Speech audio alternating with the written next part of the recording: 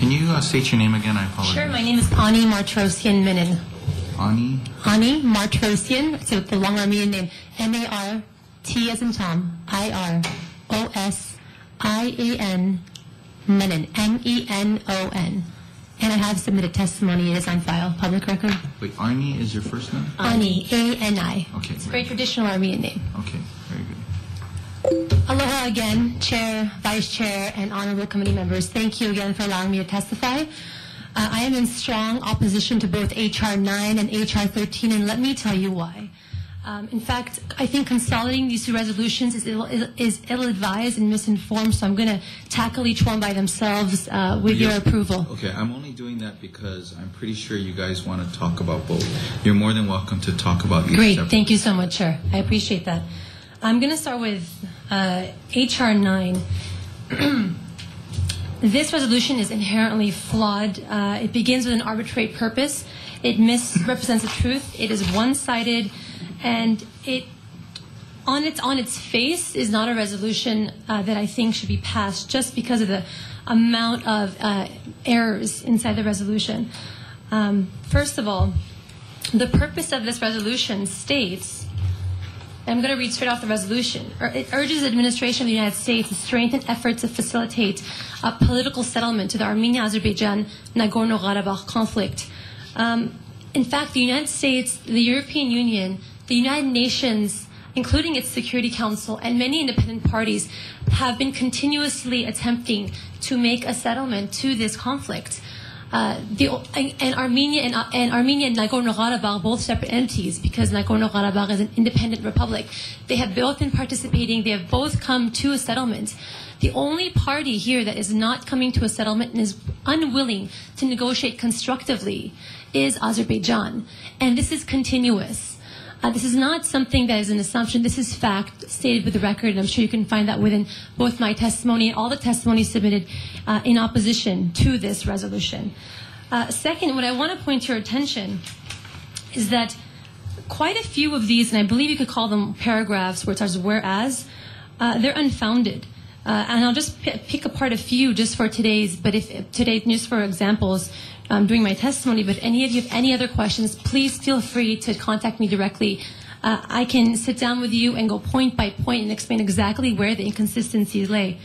The first one that I want to bring up is the fourth paragraph. Whereas over the past 20 years, there was a partnership, corporate relationship, and it says on issues including international anti-terrorism, Azerbaijan is a supporter of terrorism. During the Karabakh War, it used connections with Islamic terrorist groups to hire thousands of Afghan mujahideens to fight with it against Karabakh and against Armenia.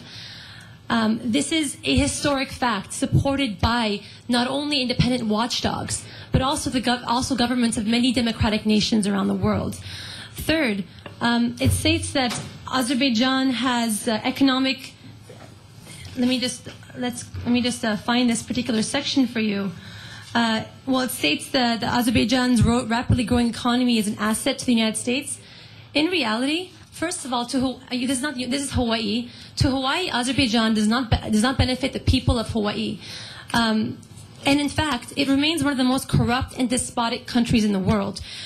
This is not an assumption. Again, this is a fact according to independent watchdogs. Transparency International, a world-renowned watchdog that is respected in the international community, quoted that Azerbaijan is plagued by endemic corruption that prevents ordinary Azerbaijanis from sharing in their country's natural wealth and is a significant barrier to Azerbaijan's development.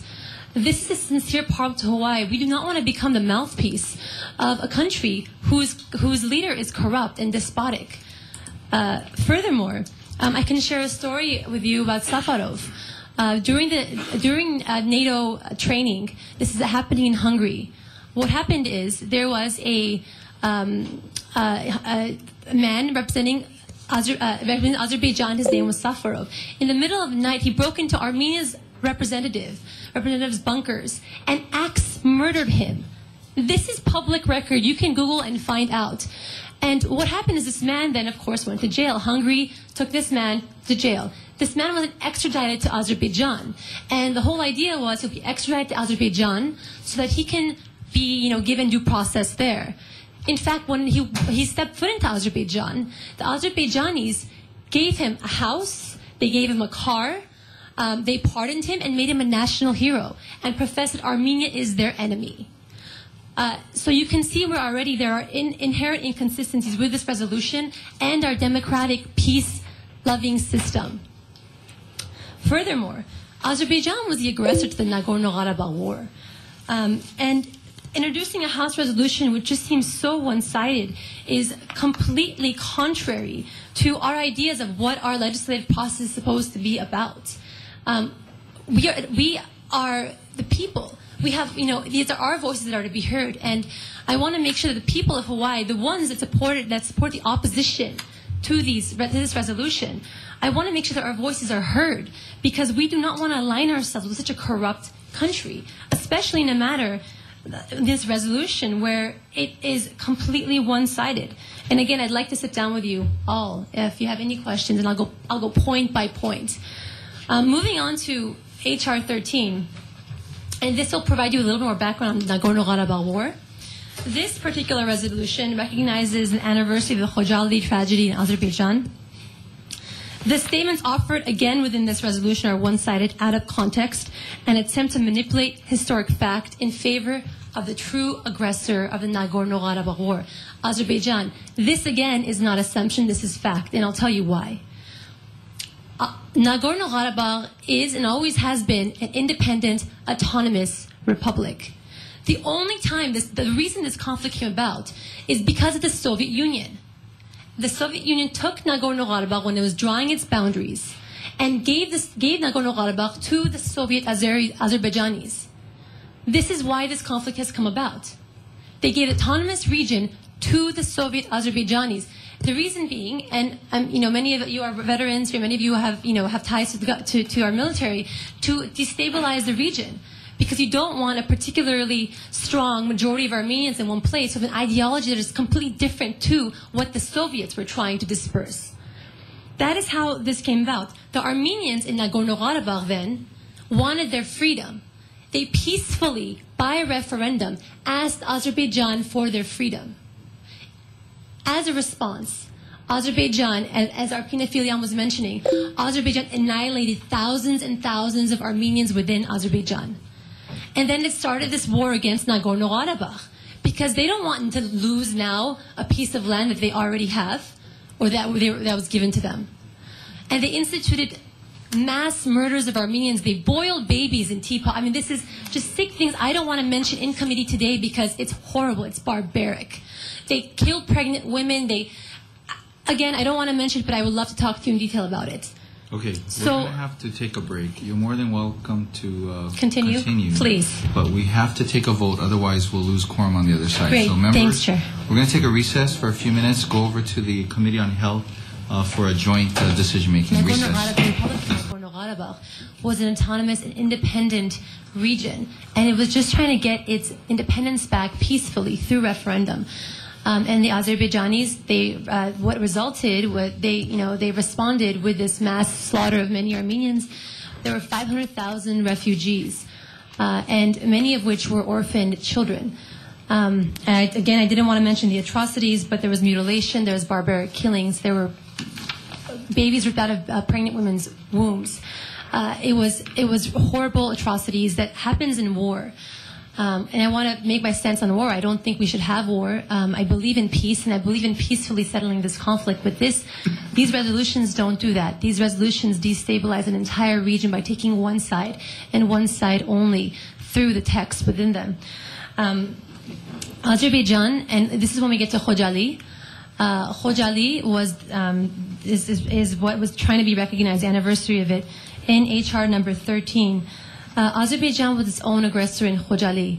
The reason I say this is because after their mass slaughters of Armenians, which left many refugees in Azerbaijan, now they want to keep the territory of Nagorno-Karabakh, and they want to attack Nagorno-Karabakh and ethnically cleanse every Armenian within it so they can take the territory. They felt this was the best response. So they started attacking on Nagorno-Karabakh with missiles, with artillery.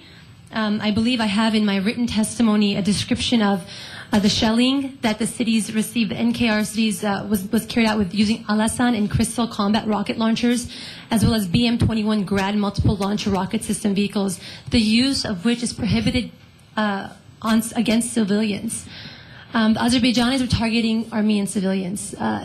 So in Nagorno Karabakh. At this point, I think it's very noteworthy that the percentage now is there's 97% of the population of Nagorno Karabakh today is ethnically Armenian. The religion practiced there is almost to no exception Christianity. Azerbaijan is a Muslim country. They have Azerbaijan is the ethnic population. There is no relation between Nagorno-Karabakh and Azerbaijan in terms of neither culture, nor language, nor ethnicity, nor religion.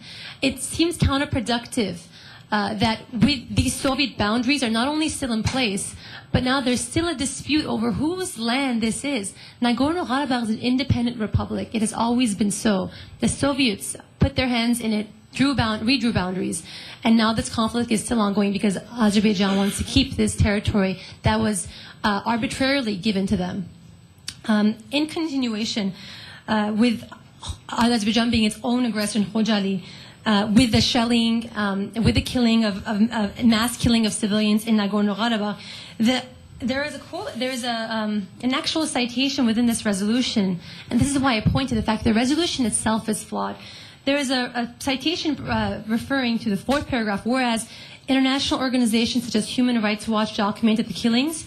Yes, they did. They documented the killings, and here's what they said, and the site is included in my written testimony.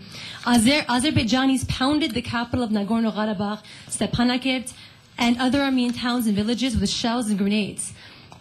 The indiscriminate shelling and sniper shooting killed or maimed hundreds of civilians, destroyed homes, hospitals, and other objects that are not legitimate military targets, and generally terrorized the civilian population.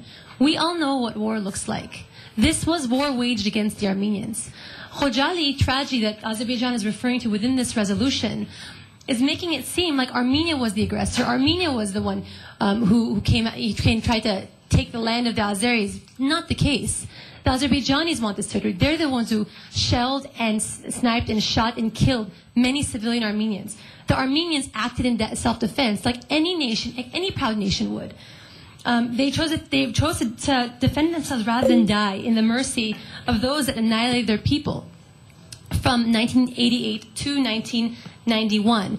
It's also noteworthy here that the Armenians were being starved. All of their routes were being cut off. They were dying from cold and hunger. They didn't have running water. They didn't have heat, electricity. They were starving and dying, and this was all meant to cut off their stream to livelihood, their stream to being alive. So they'll be ethnically cleansed one way or another.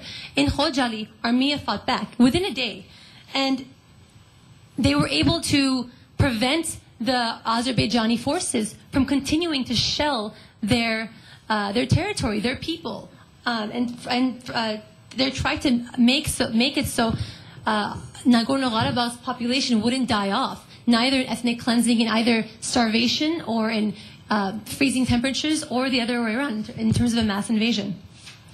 Okay, can I just sum up, Chair? Sure, please. Please, thank you.